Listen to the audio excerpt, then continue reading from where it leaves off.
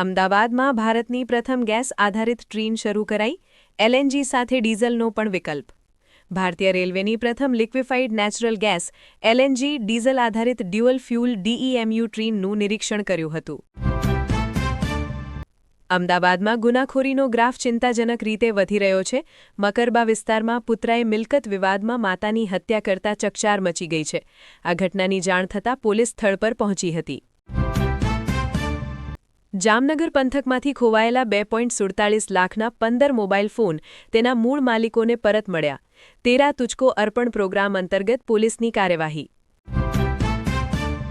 ગુજરાત સરકારનો મહત્વનો નિર્ણય, 20થી વધુ સરકારી સેવાઓમાં આધાર વેરિફિકેશન ફરજિયાત.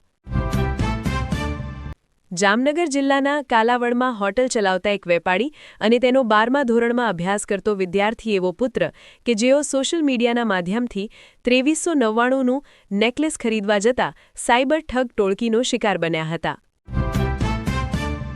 ગુજરાતના સેંકડો પ્રવાસીઓ બર્ફીલા રસ્તાઓ પર 24 કલાકથી અટવાયા, રીલ જોઈને રિયલ લાઈફ જોખમમાં મૂકી. પશ્ચિમ બંગાળના નઝીરાબાદમાં આવેલી મોમો ફેક્ટરીના ગોડાઉનમાં લાગેલી ભીષણ આગે સમગ્ર દેશને હચમચાવી દીધો છે. આ દુર્ઘટનામાં અત્યાર સુધીમાં 27 લોકોના મોતની આશંકા વ્યક્ત કરવામાં આવી રહી છે. પરિસ્થિતિ એટલી ગંભીર છે કે મૃતદેહોની ઓળખ કરવી પણ મુશ્કેલ બની ગઈ છે. યોગી હિન્દુ હોવાનું સાબિત નહીં કરે તો નકલી હિન્દુ જાહેર કરાશે. શંકરાચાર્યએ મેં શંકરાચાર્ય હોવાનું પ્રમાણ આપ્યું, હવે યોગીનો વારો. માત્ર ભગવા વસ્ત્ર પહેરી લેવાથી કે ભાષણ આપી દેવાથી હિન્દુ નથી બની જવાતું, કસોટીમાંથી પસાર થવું પડે છે. સુપ્રીમ કોર્ટે દેશની તમામ સ્કૂલોને આદેશ આપ્યો છે અને કહ્યું છે કે સ્કૂલમાં અભ્યાસ કરનારી તમામ વિદ્યાર્થિનીને માસિક ધર્મ સમયે ફ્રીમાં સેનેટરી પેડ્સ આપવામાં આવે. Gujarat SIR update, 14.70 lakh form સાથે વાંધા દાવાની પ્રક્રિયા પૂર્ણ, 1.83 લાખ નામ રદ કરવાની અપીલ. ડિજિટલ યુગમાં સાયબર ફ્રોડની અનેક ઘટનાઓ સામે આવતી હોય છે, ત્યારે સાયબર માફિયાઓએ કચ્છના મુન્દ્રા તાલુકાના પ્રાગપર પોલીસ સ્ટેશનના પીએસઆઈનો મોબાઈલ હેક કર્યો હોવાનું સામે આવ્યું છે. સાયબર ઠગ દ્વારા પીએસઆઈના વોટ્સએપમાંથી ડીવાયએસપી સહિતના પોલીસ અધિકારીને મેસેજ કરીને પૈસાની માંગણી કરવાની ઘટનાને લઈને તપાસ હાથ ધરવામાં આવી છે. અમદાવાદ બાદ હવે સુરત ક્રાઇમ બ્રાન્ચે નવજાત બાળકોની હેરાફેરી અને તસ્કરી કરતા કૌભાંડનો પર્દાફાશ કર્યો છે. મહારાષ્ટ્રના ઔરંગાબાદથી અપહરણ કરાયેલી માત્ર 8 દિવસની બાળકીને સુરતમાં વેચવાનો પ્રયાસ કરવામાં આવી રહ્યો હતો. બનાસકાંઠા જિલ્લાના નળાસર ગામમાં હડકવાનો એક અત્યંત કરુણ અને ડરામણો કિસ્સો પ્રકાશમાં આવ્યો છે. 3 મહિના અગાઉ થયેલી એક નાનકડી ભૂલ આજે એક યુવક માટે જીવનું જોખમ બની ગઈ છે, જેના કારણે સમગ્ર પંથકમાં ભયનો માહોલ જોવા મળી રહ્યો છે. ગુજરાતના વાતાવરણમાં ફરી એકવાર મોટો ઉલટફેર જોવા મળ્યો છે. રાજ્યમાં કડકડતી ઠંડી વચ્ચે અચાનક વાતાવરણ પલટાયું છે અને અરવલ્લી સહિત ડાંગ જિલ્લાના અનેક વિસ્તારોમાં કમોસમી વરસાદ માવઠું ખાબક્યો છે. ભારશિયાળે વરસેલા આ વરસાદને કારણે વાતાવરણમાં ઠંડક તો પ્રસરી છે. લાંબા સમયથી પ્રતીક્ષા કરી રહેલા ઉમેદવારો માટે બોર્ડે શારીરિક અને લેખિત પરીક્ષાના અંતે ક્વોલિફાઇડ થયેલા ઉમેદવારોની યાદી અને દસ્તાવેજ ચકાસણી એટલે કે ડોક્યુમેન્ટ વેરિફિકેશન અંગેનું શેડ્યુલ જાહેર કરી દીધું છે.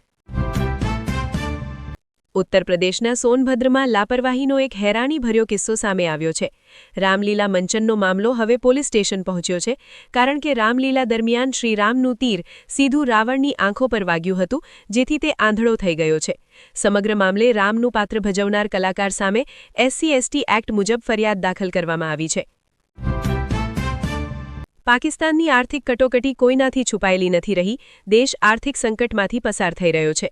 દુનિયા જાણે છે કે આતંકવાદને પ્રોત્સાહન આપનારો આ દેશ અન્ય દેશોના દેવા પર કેટલો નિર્ભર છે. પાકિસ્તાનના બલુચિસ્તાનમાં બળવાખોરોના હુમલા બાદ યુદ્ધ જેવી પરિસ્થિતિ સર્જાઈ છે. બલોચ લિબરેશન આર્મીએ બલુચિસ્તાન રાજ્યના અનેક શહેરોમાં એક સાથે હુમલો કરી અને પોસ્ટ તથા અનેક સરકારી ભવનો પર કબજો કરી લીધો છે. પૂર્વી કાંગોના નોર્થ કીવુ પ્રાંતમાં એક ખૂબ જ મોટી અને કાળજું કંપાવી દે તેવી દુર્ઘટના સામે આવી છે. અહીં રૂબાઇયા કોલ્ટન એટલે કે કોલમ્બાઇટ ટેન્ટેલાઇટ ખાણ વિસ્તારમાં ભૂસ્ખલન થવાને કારણે અનેક ખાણો ધરાશાયી થઈ ગઈ છે, જેમાં હજારો લોકો દટાયા હોવાની આશંકા છે. ઉપરાંત 200 કરતાં વધારે લોકોના મોતની પુષ્ટિ થઈ છે.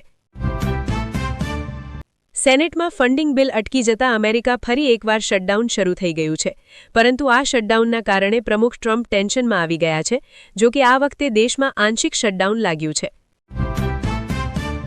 પાકિસ્તાન ક્રિકેટ બોર્ડ અત્યારે આંતરરાષ્ટ્રીય સ્તરે ભારે હાંસિયામાં ધકેલાઈ રહ્યું હોય તેમ લાગે છે. ટી20 વર્લ્ડ કપ 2026ના બહિષ્કારના નાટકો વચ્ચે હવે યુગાન્ડા અને આઇસલેન્ડ જેવા નાના ક્રિકેટિંગ દેશોએ પણ પાકિસ્તાનને સોશિયલ મીડિયા પર ટ્રોલ કરવાનું શરૂ કરી દીધું છે. જાન્યુઆરી મહિનો પૂરો થવા જઈ રહ્યો છે અને આવતીકાલથી નવા ફેબ્રુઆરી મહિનાની શરૂઆત થશે. દર મહિનાની જેમ આ મહિનો પણ ઘણા મોટા ફેરફારો સાથે શરૂ થવા જઈ રહ્યો છે. ₹9,000ના માલિકે જીવન ટૂંકાવતા ખળભળાટ. બેંગલુરુમાં આઈટી રેડ દરમિયાન ગોળીમારી. ફરવરી 2026ના રોજ બજેટ રજૂ થઈ રહ્યું છે. તેમાં કેન્દ્ર સરકાર સોના ચાંદીમાં રોકાણ કરવા કે ખરીદવા ઈચ્છતા લોકો માટે ખુશખબર આપી શકે છે. સરકાર સોના ચાંદી પર લાગતી કસ્ટમ ડ્યુટી હાલ 6% છે, તે ઘટાડીને 4% કરી શકે છે. ચાંદીમાં એક જ દિવસમાં ₹1,07,971 તો સોનામાં ₹33,000થી વધુનો કડાકો બોલાઈ ગયો હતો. આ કડાકાએ 2008ની મંદીમાં આવેલા ઘટાડાઓનો પણ રેકોર્ડ બ્રેક કરી નાખ્યો હતો. વર્તમાન નાણાં વર્ષમાં કઠોળની આયાત 30% જેટલી ઘટી 5 મિલિયન ટન રહેવાની ધારણા મૂકવામાં આવી રહી છે. ગયા નાણાકીય વર્ષમાં કઠોળની આયાત 13 મિલિયન ટન રહ્યો હતો.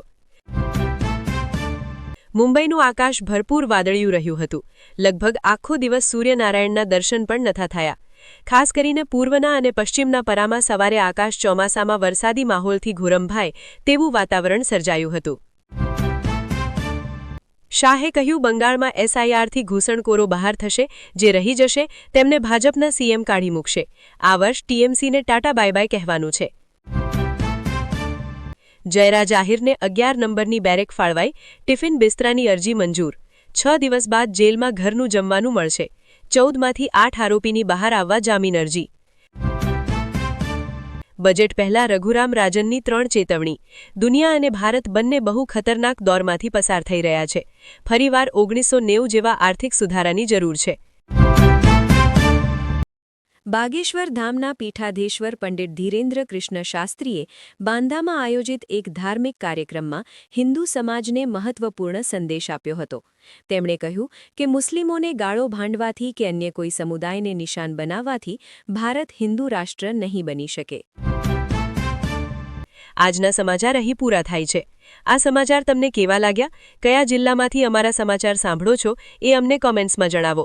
દરરોજ સમાચાર સાંભળવા અમારી ચેનલ વિશ્વદર્શનને લાઇક કરો, શેર કરો અને સબસ્ક્રાઇબ જરૂર કરજો. મળીએ કાલે નવા સમાચાર સાથે.